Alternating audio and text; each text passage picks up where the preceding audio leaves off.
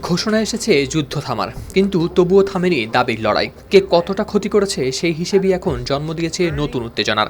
ইরানের রাষ্ট্রীয় গণমাধ্যম তাসনিম নিউজ একটি প্রতিবেদন দাবি করে মধ্যপ্রাচ্যে মার্কিন সামরিক সম্পদের একটি বড় অংশ হয়েছে ধ্বংস বা ক্ষতিগ্রস্ত।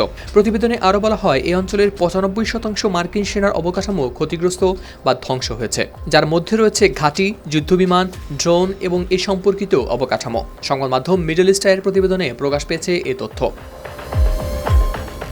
এছাড়া ইসরায়েলও এই সংঘাতে উল্লেখযোগ্য ক্ষতির মুখে পড়েছে। প্রতিবেদনের দাবি অনুযায়ী এই যুদ্ধে ইরান ও তার মিত্ররা এখন কৌশলগতভাবে এগিয়ে রয়েছে। এদিকে এই তথ্য সামনে এসেছে প্রায় ৬ সপ্তাহের তীব্র সংঘাতের পর পাকিস্তানের মধ্যস্থতায় যুক্তরাষ্ট্র ইরান যুদ্ধবিরতিতে সম্মত হওয়ার পর। তবে এই দাবির বিষয়ে এখনও কোনো স্বাধীন যাচাই বা যুক্তরাষ্ট্রের আনুষ্ঠানিক প্রতিক্রিয়া পাওয়া যায়নি।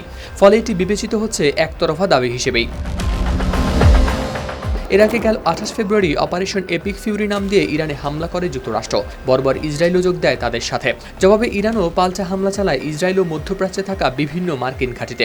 পাল্টাপাল্টি এই আক্রমণ ছড়িয়ে পড়ে পুরো মধ্যপ্রাচ্যে। পরবর্তীতে ৭ এপ্রিল ইরানের দেয়া ১০ শর্ত মেনে নিয়ে যুদ্ধবিরতিতে গেছে যুক্তরাষ্ট্র ও ইসরায়েল। সব মিলিয়ে যুদ্ধ থামলেও তথ্যের লড়াই চলছে এখনও, আর সেই লড়াইয়ে প্রতিটি পক্ষই শক্তভাবে তুলে ধরছে নিজেদের অবস্থান। হাওলাদার শামীম, RTV।